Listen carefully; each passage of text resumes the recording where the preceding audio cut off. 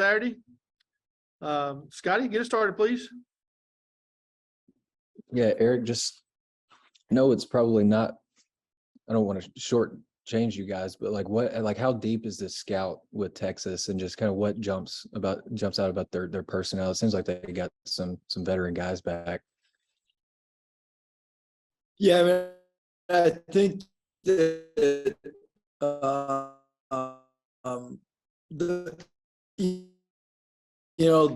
the prep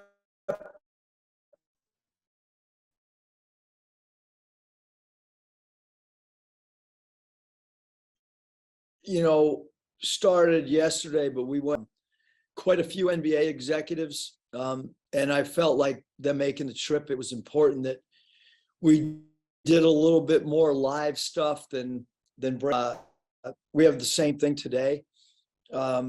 So I moving forward, we'll probably, encourage, NBA people to not come when we're, their time, and I know what they want to see.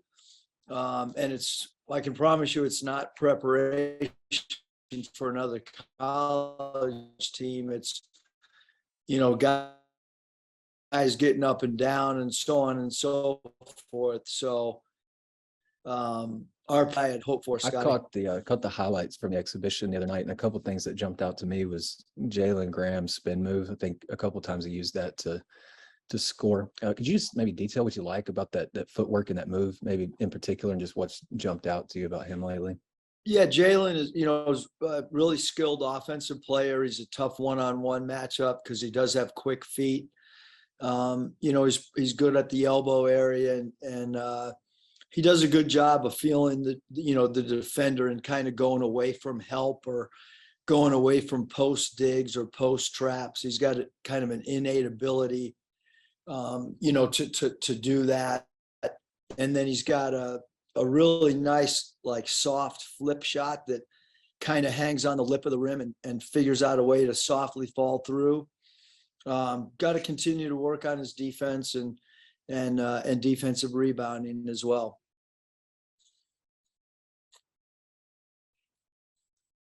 Hutch.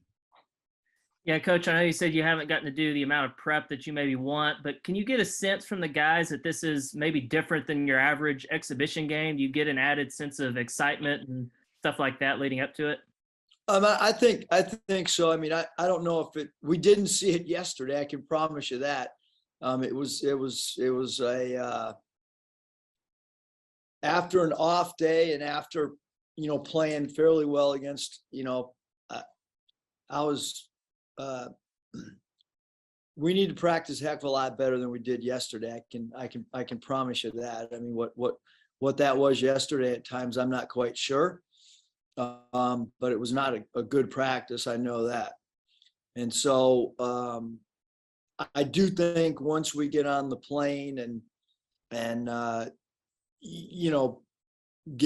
get to game day, I think that's kind of when they'll start, feeling it a little bit more. Obviously still, practice today, practice tomorrow. And then at some point soon after that second practice, after the tomorrow going, we'll probably start feeling it. And I know Texas has a couple of McDonald's All-Americans, Morris and Mitchell. I'm curious if you saw them play much on the recruiting trail and what you think about their games overall. Yeah, I mean, we've seen both of them. Obviously, number 2, Morris is, great athlete. He'll get guard minutes.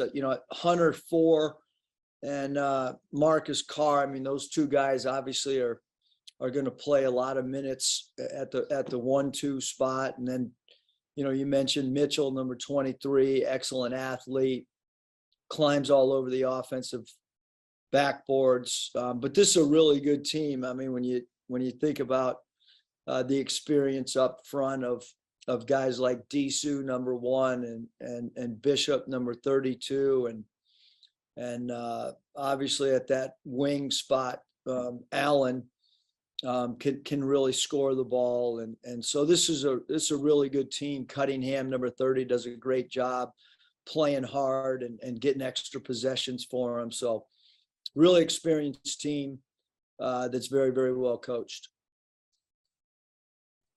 Bob,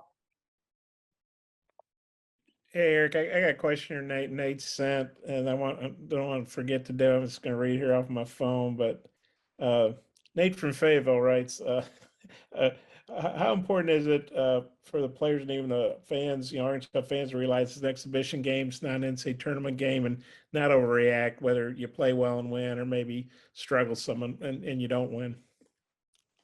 Well, I think they're gonna react. So you already know that. It's a great question, or I don't even know if that's a question or a statement. But yeah, it's an exhibition game, and look, we got the dress rehearsal, so to speak, out of the way with the game the other night, where we were able to find out a lot of things, not just on the floor, but it was the first time our players got to see how a team meal works and how the video works before the game, and phones being collected in the locker room upon arrival. And so all those things were all new. And now this gives us, I was hopeful to give us a little bit more prep than what we've done, but it will allow us to get a road trip. And all this is in preparation for the regular season. So yes, this is an exhibition game, but also everybody's got pride whenever you step out to compete, and but I think Coach Beard says it best. Both teams are going to get better after this game. That's one thing. There is one guarantee. I mean, one team's going to win and one team's not going to win, but the one guarantee is that both teams will somehow figure out a way to get better after this 40 minutes of basketball. And then Jordan, we talked to him earlier, and he mentioned, Texas recruited him hard, and they were one of his, I guess, Final Four choices. And he said one of their recruiting pitches to him was, we're building this new arena, and you can be the player who scores the first basket in the new arena. And obviously he can do that for you guys. I don't know if you want to design a play off the tip or not for him, but what do you think about that? And what do you remember about, getting him away from out of, he's an in-state kid. I know he played in Missouri last year, but, to get an in-state kid that Texas wants and you get him to come to Arkansas, how big a deal was that? And yeah, obviously you did with Anthony too. Yeah. I mean, I certainly feel that, recruiting Jordan was, he was so, sought after by so many different programs, and certainly in the state of Texas that, that the logo means a lot, and Coach Beard does a great job. He's a very good recruiter. And so, it's always a hard decision for any, recruit. We've been on the other end of it as well, where, it comes down to one or two other places. And, but certainly really excited and happy that Jordan and Anthony get to play, a game in the state of Texas for an exhibition game. I think is great for their families and friends to be able to, to travel and see them. Did Chris call you and pitch this game to you, or how did this game come about? Yeah, we just, I can't remember the initial phone call or how it went, or if it was originally a secret script. I don't really know how the conversation originally took place. I know Coach Ruda and Coach Rodney Terry talk all the time too, and Coach Beard and I have great respect for one another. So I can't remember how it started, but the first time it was mentioned to me, I thought it was an incredible idea and a great opportunity. Well, a quick one. You sound a little hoarse. You got a cold, or you just been yelling too much? Yeah, it was practice yesterday. Oh, I feel real healthy, Bob. I'm 10 out of 10 health-wise today. Okay, well, yeah, maybe take a lozenge or something. Curtis,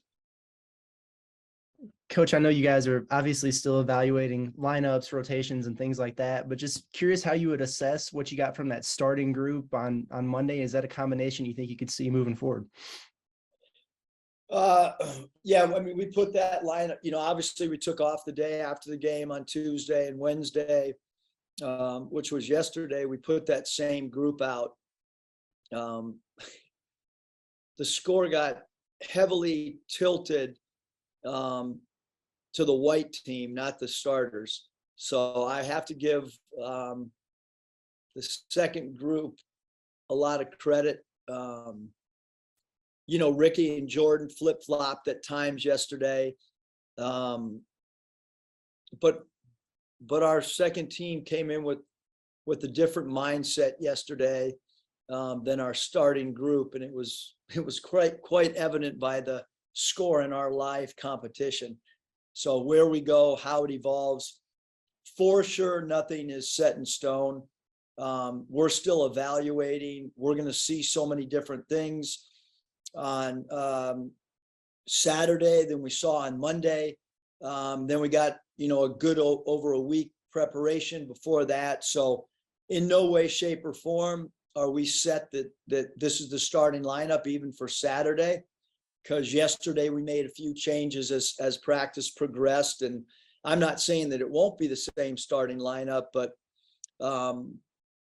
unlike maybe sometimes in the past when I've said, hey, this group's going to start for 10 games and then we'll reevaluate.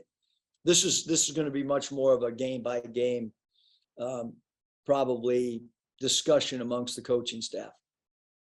I'm sure you guys have a ton of numbers collected on this. Just curious about the free throw shooting the other night. Do you get the sense that might be a one-off playing in the gym the first time, or, is it a concern, I guess, moving forward? Because you got a lot of guys who you brought in, with a few exceptions, I guess, who have a knack for getting to the free throw line. Maybe the percentages weren't quite where they needed to be in their last stop, but you also have a track record for getting guys to improve. We will. I mean, we haven't had the time to do our perfect free throw drill that we think really helps guys throughout the course of the year. We have historically been a team that improves from a free throw percentage as the year progresses. Through experience, high volume free throw attempt players are not always great free throw percentage shooters. Conversely, a lot of really great free throw percentage shooters are not high volume FTA players. That's just been something that, it's, if you really study the games, I think that sometimes is kind of how it goes. Guys that are aggressive going to the rim, so we'll keep working on our free throw percentage for sure. It's got to get better, Curtis. Kevin? Curious about your thoughts on your freshman backcourt, Nick Smith and Anthony Black. I know they got you off to a good start, but when you went and looked at all of their minutes, first half, second half, and the youth, what were your takeaways just from this last exhibition game and then projecting moving forward even to Saturday? Yeah, I mean, I thought both of them did a great job for us on a lot of different, they both, first of all, uniquely, because they're both, can play the point guard position. They both can play off the ball. They score it in transition, but both of them had, some big offensive rebounds. Nick got us off to a great start, scoring the ball and was aggressive. And I thought Anthony made some incredible plays, but, every game's a new challenge. And obviously number 4, Hunter, had a great freshman year at Iowa State, and Marcus Carr's had a great college career, both at the University of Minnesota and now at Texas. So, this is another challenge. And then you add in the fact that, number 10, Rice, was a really hard cover last year at New Mexico State. And so you could expect, Hunter, Carr, and Rice to all, take on the challenge of going against AB and Nick, and we're going to have to take the challenge from our end as well. And a follow-up on personnel, obviously Trevon Brazil's been a producer throughout exhibition play, but when you looked at some of the recent work from Graham, and you mentioned Mekhi Mitchell after the game the other night, where do you see on the front line in support of Brazil, some of these guys maybe, how you're looking at them going into this Texas game? You think multiple of these guys are going to play just to see how it works here, or do you have an idea on maybe one or two that might be the ones you go with? Yeah, I mean, I think, Kevin, obviously we're still like in training camp mode. We still have today's practice and tomorrow's practice, but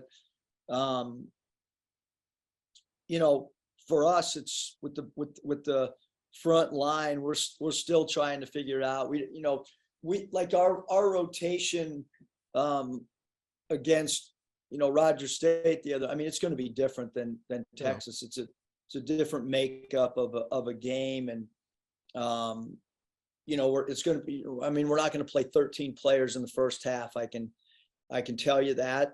And look, the other night was a great opportunity for everybody to get in the game and for everybody to contribute. But I think the mindset will be a little bit different heading into this game. But yeah, Makai has played really well. I thought he had another good practice yesterday, and Kamani, we know what Kamani is going to provide for us because he's done it in the past, and Jalen Graham's minutes is a little bit. It's going to be predicated on defensive rebounding, and physical presence as a defender defensively. Thanks, Mus. Scotty? Yeah, Eric, I think if I'm not mistaken, you faced Chris Beard twice in season, both here and at Nevada. I'm curious, are there any memories you have of those games and just, I guess, competing against him and his teams? I mean, his teams are really well coached. They're really, really physical. They're really hard to score on. I mean, the game at Texas Tech when we were at Nevada was as good a regular season game as I've ever been a part of. Hopefully we don't, encounter the same whistle we did in overtime of that game, because that was an experience on its own that night that still has vivid memories of the last couple minutes in overtime. But it was a great atmosphere, great crowd, student section was rocking, and I think Coach Beard is as good a coach as any coach in America. I love how physical they are. They make it really difficult to score the ball based on physicality. Sorry to bring up a bad memory, I guess. It's all right. Bob? Eric, I'm guessing the statute of limitations on you complaining about the refs in that game is probably passed, so they can't fine you or anything. But I'm sorry, I'm not familiar. I mean, I could, if you can confirm that, I can elaborate a little bit more, but I'll kind of stay in this neutral zone. But I think you get the feeling. Okay, well, I'll look it up. So basically, you got hosed. Is that what happened? I said only in the last couple minutes Okay. I'll look it up. of overtime. Hey, seriously, do you have SEC refs calling this game, or Big 12, or who's? I never know till I show up in the arena. Okay, maybe it's Mountain West. That would be good. Okay, thanks. All right, Coach. Appreciate your time. Thanks very much.